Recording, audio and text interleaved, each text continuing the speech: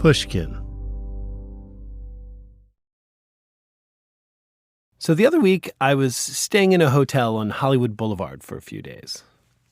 It was a fine hotel, if not a fine hotel. Its most compelling feature was the pool area, which looked exactly like how people think Hollywood looks.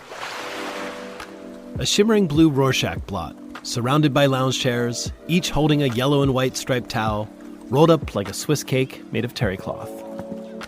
Attractive staff flitted to and fro, with trays of champagne and potato chips. I was at a cafe by the pool, eating a salad. Shakespeare once described someone's youth as their salad days, a time of carefree innocence. But my salad days didn't begin until I reached middle age and realized if I didn't start pounding vegetables, my body would molt into a piece of uncooked dough. The sandwich days would be a better phrase for my carefree youth. So there I was, poolside, virtuously eating my raw vegetables, as well as reading a book. It was a novel about a formerly successful, newly middle-aged man, recently single, who decides to travel to find himself. Yeah, if it had been a podcast, I'd have a copyright claim. Palm trees swayed, American songbook music dribbled out some invisible speakers. Two young couples entered the pool area, and they looked as if they were from Central Casting, which, considering this was LA, might have been the case. They were all slim, smiling, and wearing black bathing suits, the men in trunks, the women in bikinis. They called over the waiter and ordered a round of spritzes. I looked down at my long-sleeve sweater and corduroy slacks, forked a tiddlywink of radish into my mouth, and went back to my book.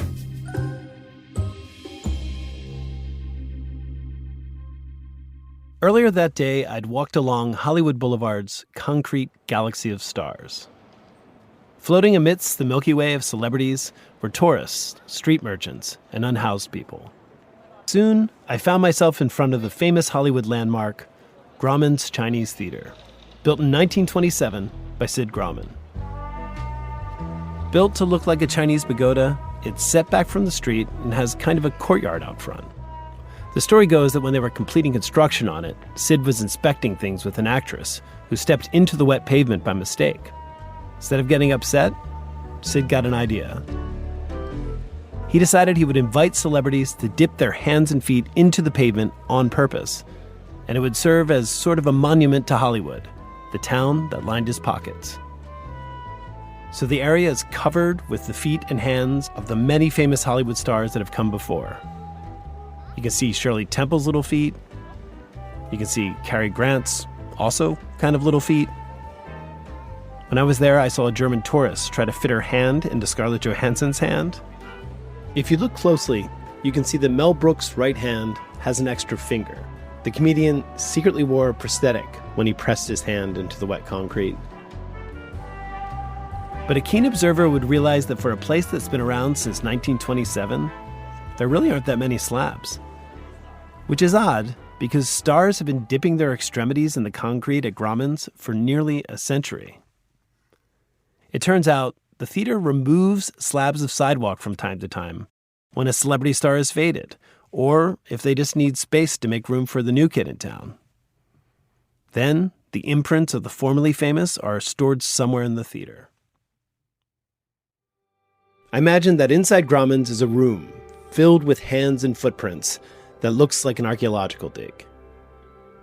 Stacks of concrete indentations of people who made their literal mark on the landscape of Hollywood and never imagined that the ground could be pulled out from under them and they would be replaced by someone else.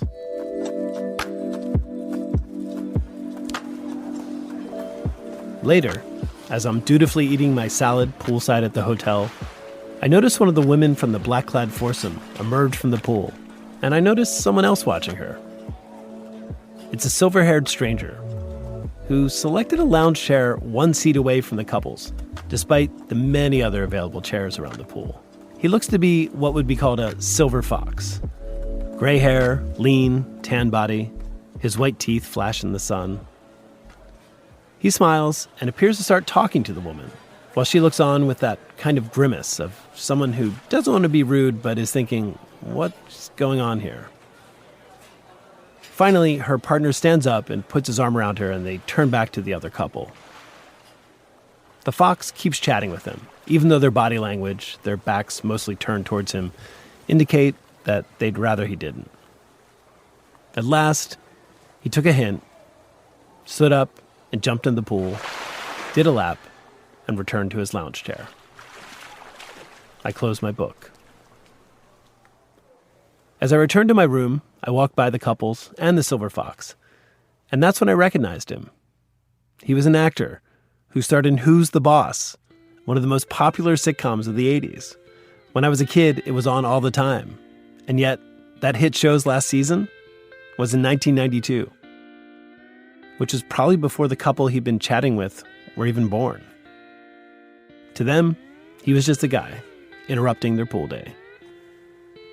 As I passed, I noticed the footprints he'd made stepping out of the pool, evaporating in the sun.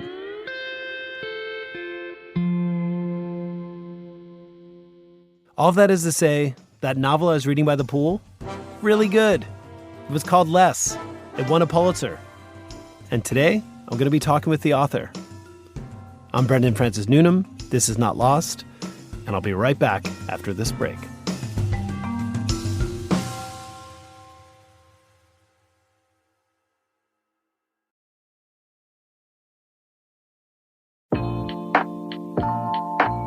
Welcome back to episode 1 of Not Lost Chat, my series of conversations with fellow travelers. I'm Brendan Francis Newnam, audio producer, journalist, dinner freeloader, and for the next half dozen or so episodes, I'm going to be doing something a little bit different.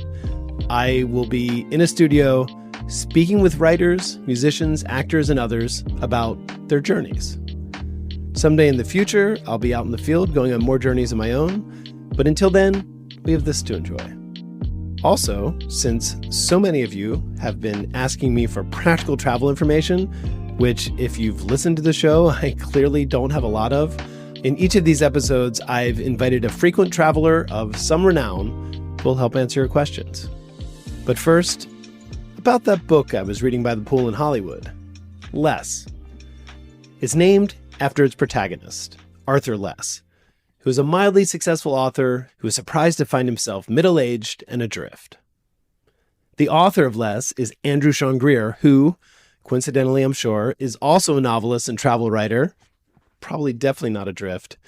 After he won a Pulitzer for Less, he wrote a sequel called Less is Lost, and I wanted to talk with him about these books, so I decided to reach out. Andrew Sean Greer, thanks for agreeing to chat with me. I'm happy to be here, and also it seems like a perfect fit for me to be able to be on this podcast. It really is. In fact, so not to be immodest, but recently New York Magazine named Not Lost one of the best podcasts of 2022. And in the review describing Not Lost, it said, quote, kinda has the slight energy of Andrew Sean Greer's Less, but let's not oversell it. What? Right? I gotta find that to make sure you read that correctly. I think I was negged by the reporter, but anyway, nonetheless, it piqued my interest. But yes, for better or worse, I feel like the journey I took in this show, at least for season 1, mirrored that of your protagonist, Arthur Less. Essentially, he's a mildly successful novelist in the throes of middle age who, in the first book, goes on a journey to avoid the agony of attending the marriage of his ex-boyfriend. And yes, all that does, except for the last part, sound eerily familiar. And in the first book, he goes from San Francisco to New York to Mexico City to Berlin to Paris to Morocco and then India. And in the most recent book, he's in need of money and he ends up traveling around the U.S. And so I guess just stepping way back, why is Arthur Less always traveling? I would say it started off as a very practical reason, which is that I was, in order to make a buck, because I'm just a novelist, I was pitching myself as a travel writer, and I would pitch ideas to in-flight magazines for United and stuff like that. Yeah. So I was already finding myself traveling around, and I was working on a novel about a sad sack, middle-aged gay man in San Francisco, and the novel was just a drag. And I thought, what if I make him travel? What if I have memories of travel? Because I have all these notes, because if you're a travel writer, you're sitting alone in a restaurant and in Saigon for hours, just writing down what dog walks in. And so I thought I'll use my notes, and I enjoyed writing the travel so much that I ditched the other part of the novel and I made it a comedy about him traveling. And it was great fun. And I started pitching ideas to fit the novel, not to fit where I wanted to go. Clever. Yeah. Can we talk about that for a moment?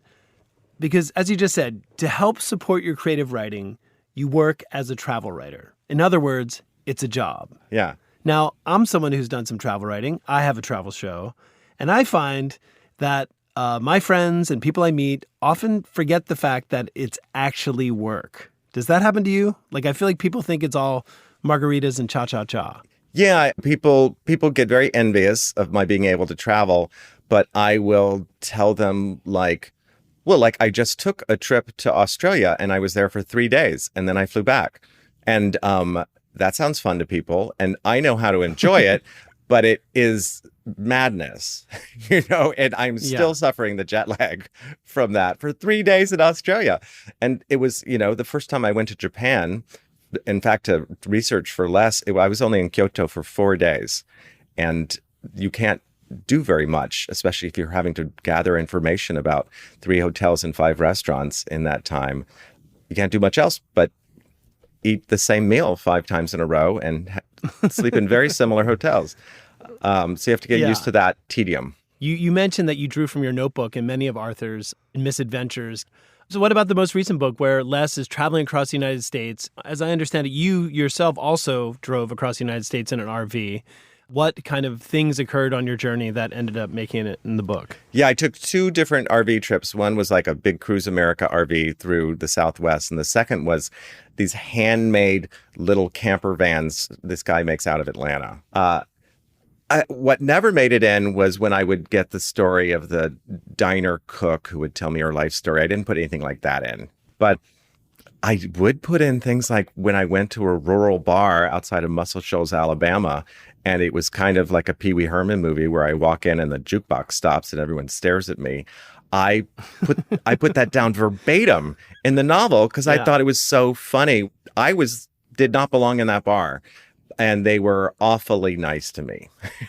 Well, you allude to this a little bit in definitely in Less is Lost, but traveling across the United States as a gay man is, I'm assuming, different than it was for me as just a straight white guy. First of all, I would say I don't think it's different at all. I don't know anything about you, but I bet the awkwardness of feeling foreign in your own country is something a lot of people share, and that it's most apparent for me that people can sense something different about me, but they can't quite put their finger on it.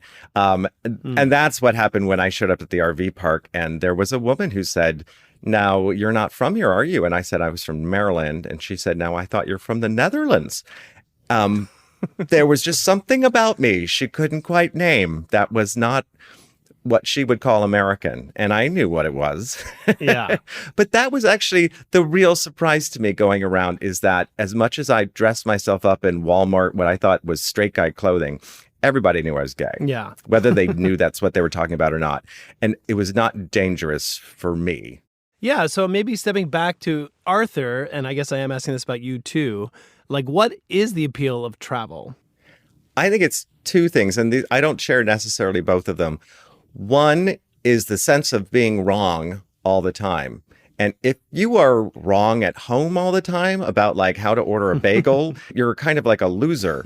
But when you travel, being wrong is like the name of the game. Like that's part of the experience, is to challenge yourself with there are other ways to get onto a subway, or the different people around the world have a different idea of what a sidewalk is.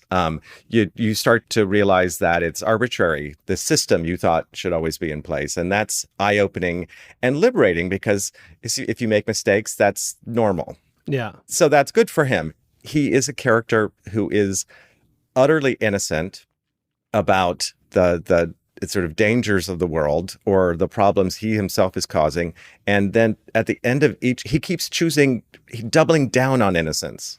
Like the next town's going to be better. I'm going to get it right this time. I'm sure it's going to improve, which I found really sweet to write about, and which I think is part of travel too. You're like, well, let's try the next town. Who knows what's going to happen there?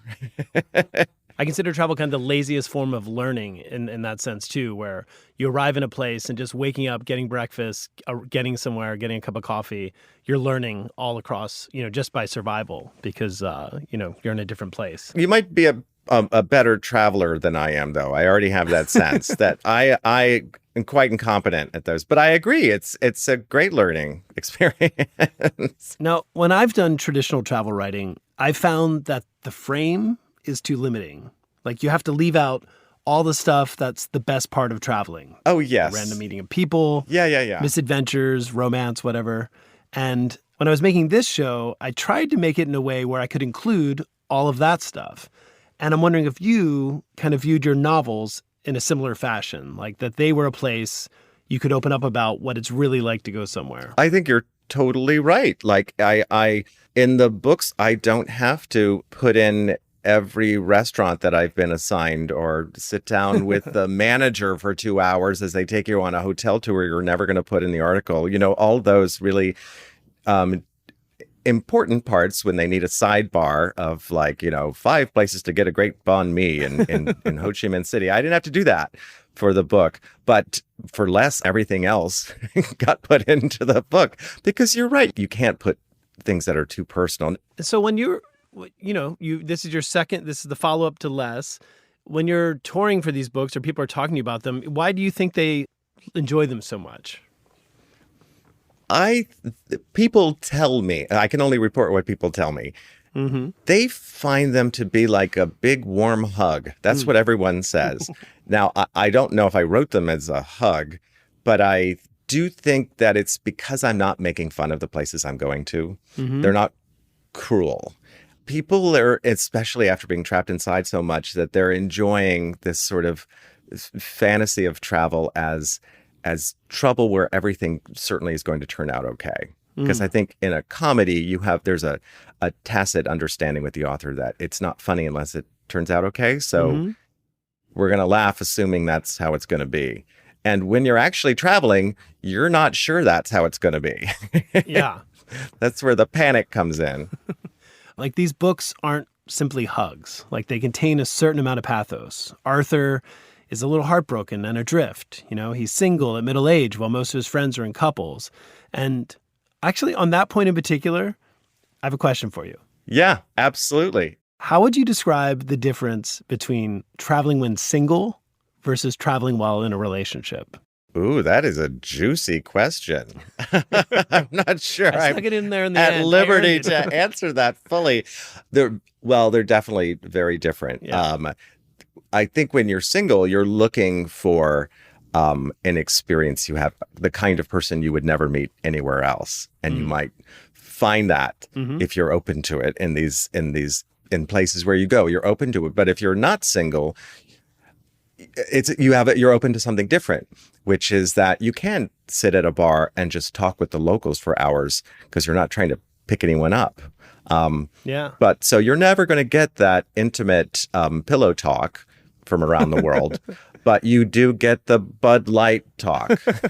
So each is different. They both have their pros and cons. Yeah. But I also think I've done both. And I do feel like traveling, for better or worse, is a little bit of a narcotic in that you're on, it is a little bit fantasy. And part of the allure is that anything can happen. Whereas when you're with someone, even if they're not with you, there is a ballast, which is a good thing, but also changes the experience. Couldn't you get close enough to the fire where there's a little vibration of possibility and you're like, actually, I don't have to push the button. I can't push the button, so I don't have to, but I can just still imagine what might have happened.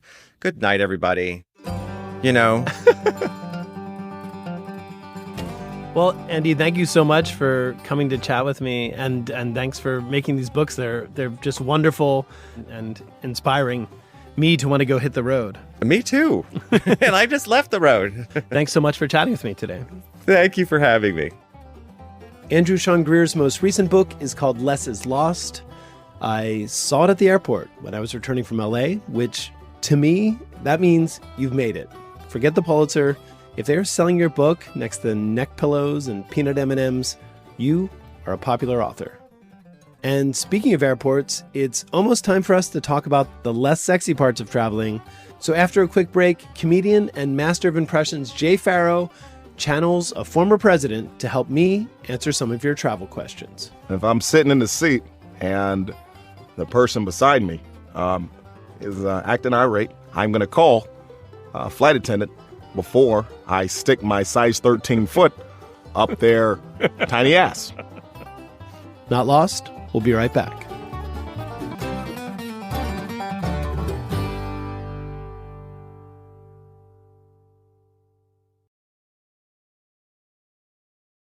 So I asked some of you to send me travel etiquette questions via my small but mighty social media channels. BF Newnam on Twitter. Thank you. I asked because during my recent excursion to LA, I realized that I've kind of forgotten how to be with other people in public, specifically in airports, in shuttles, in hotels. Anyway, you gave me some great questions, and today I have actor and comedian Jay Pharoah here to answer some of them.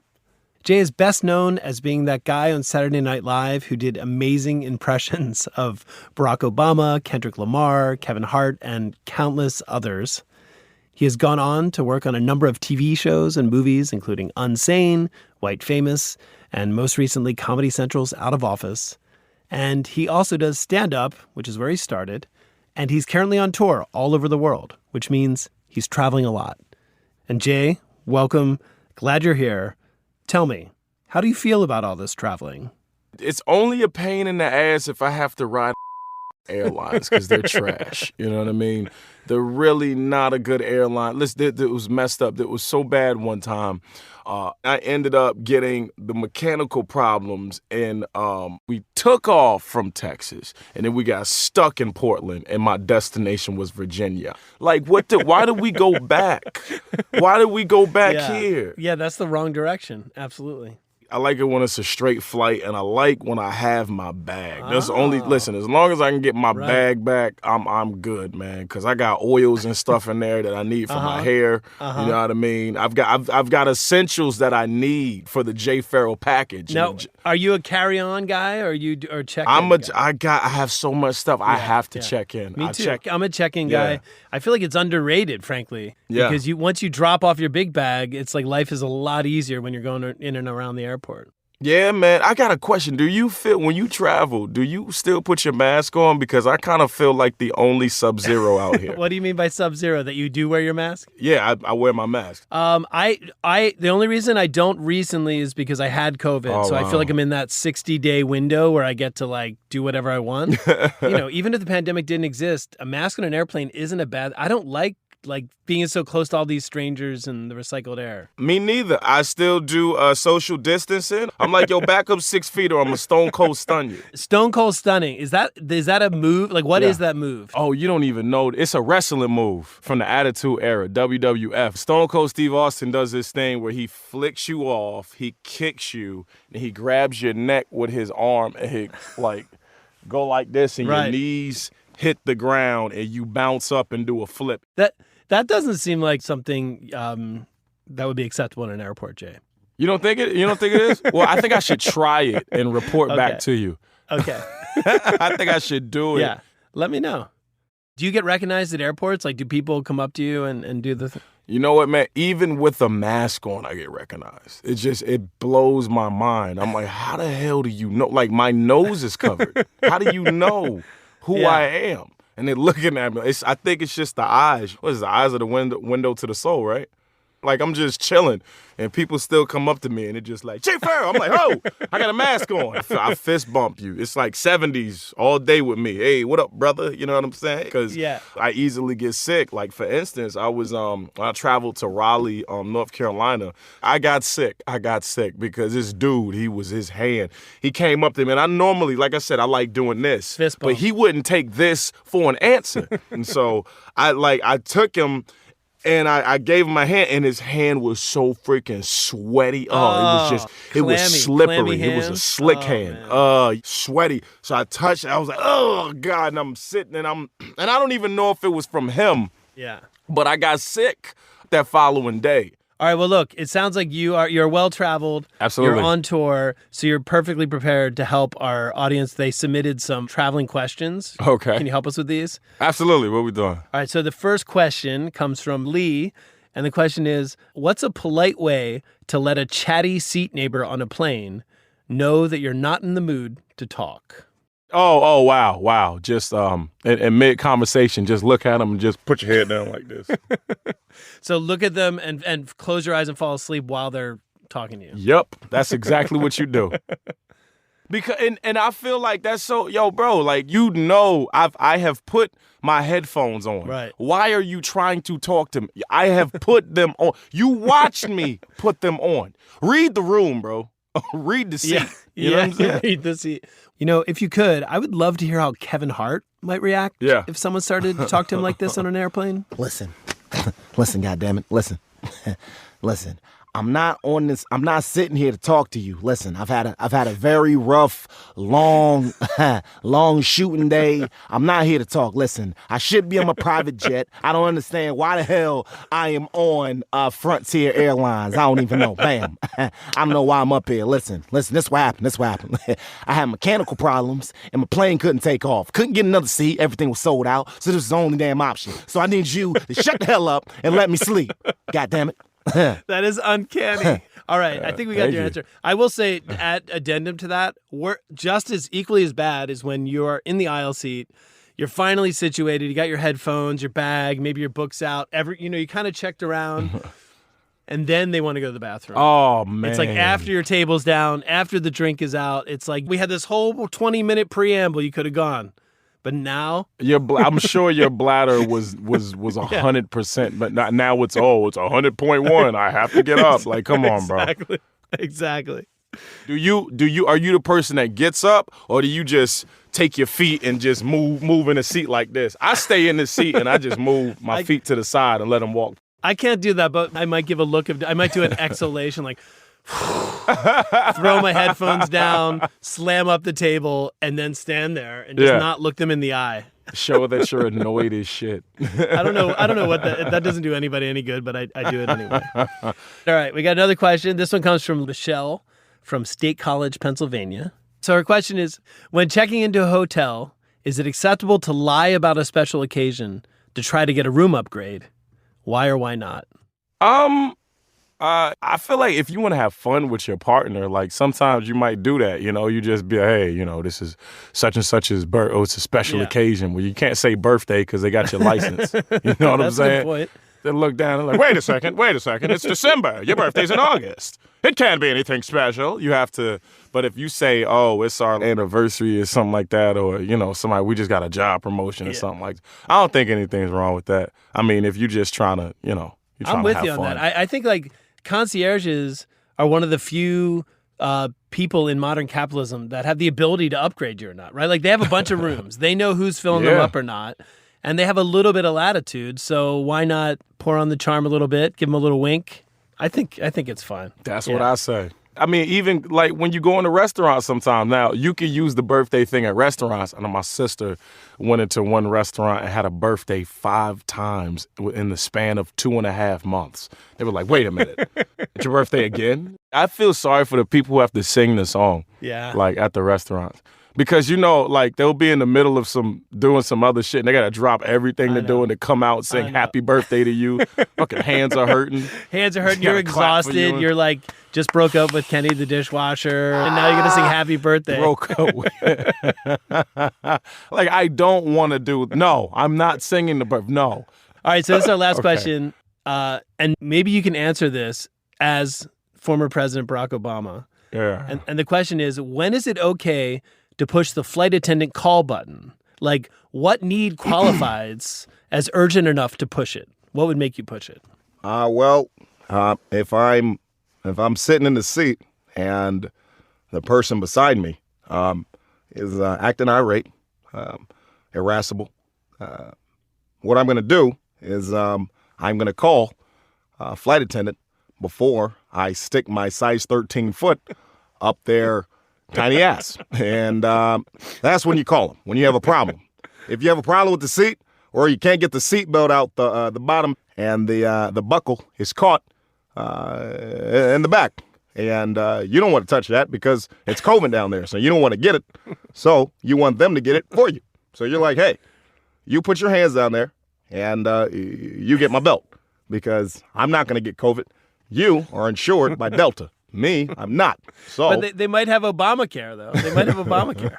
I mean, I think Trump pretty much tried to get that shit out of here. So, they might have it, but it's not active if they do. Right. Jay, do you want to imitate my voice and say goodbye to Jay Pharoah? Thanks for coming on to Not Lost. I pot roast with my impressions. They're not microwavable, so that's not going to be. That ain't tangible. That's fair enough. Well, look, thank you so much for coming by. Good luck with the rest of your tour. If anyone sees Jay Pharoah in the airport, do not approach him. It's cool. Just stay 6 feet away, or I will stone cold stun your punk ass. Okay.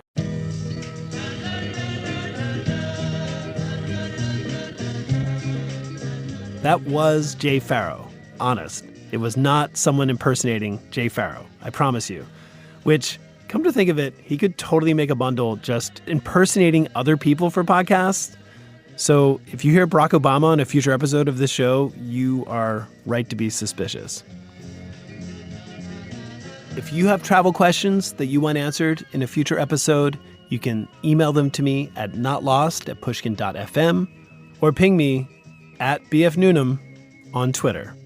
Not Lost Chat could not have been made without ace producer Jordan Bailey, who honestly travels a lot more than me, so maybe she should be hosting this. The show is written and hosted by me, Brendan Francis Newnam. We receive top-notch booking assistance from Laura Morgan, who always has the nicest Zoom background around. Laura, please book your interior designer for me someday. This episode was edited by the great Julia Barton, with assistance from our managing producer, Jacob Smith.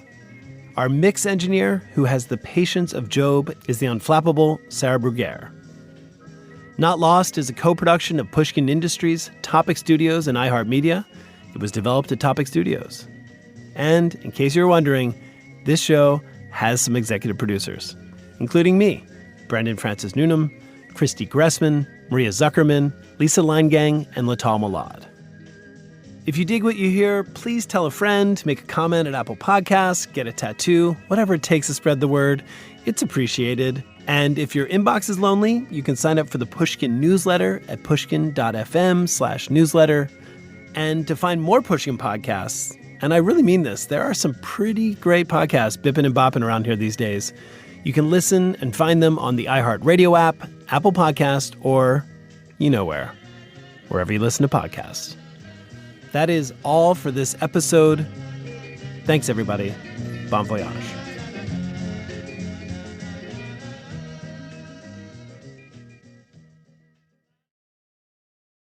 We'll definitely do Robert Downey Jr. Listen, it's just, bro, it's so arduous when you sit down beside somebody and they're just, falling asleep and they're spitting all over your arm and, you're just like, I don't want your DNA on me. And what are you going to do? You're going to stone cold stun them.